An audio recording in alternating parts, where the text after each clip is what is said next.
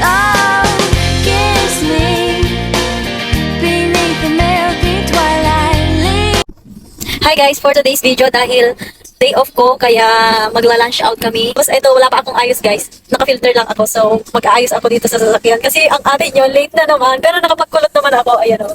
So, nakapag ano naman tayo no sa buhok. So yung sa face na lang natin guys. Pero ang nilagay ko is foundation. Naglagay na ako ng foundation. So blush on, ganyan na lang guys.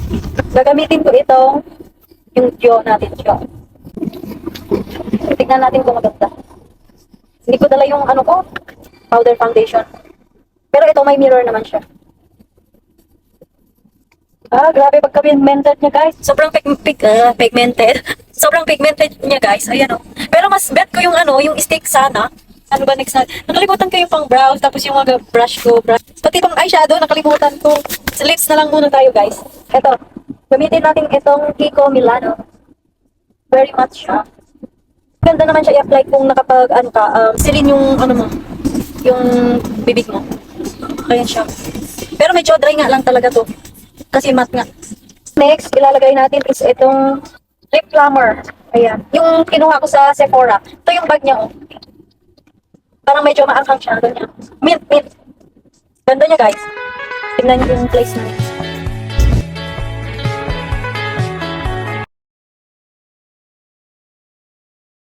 Ayan, pasilip sa inyo. Sa dinadaanan namin. Hindi siya busy ngayon. Kasi Thursday. Ito, may pulbo pala ako dito. Dapat kanina pa pala. Pero okay lang. Meron pala yung ko guys, yung loose powder ko sa Mary Kay. Ayan. Dinano ko lang siya. Nilagay ko dito para mas convenient siya na dalhin. Kesa yung ganyan, yung nakakompact. Para hindi tayo masyadong oily. Although hindi ka naman mag-oily dito kasi malamig. Kaya maganda siya. Pag naka-makeup ka dito maganda. Kasi hindi siya nangukulas.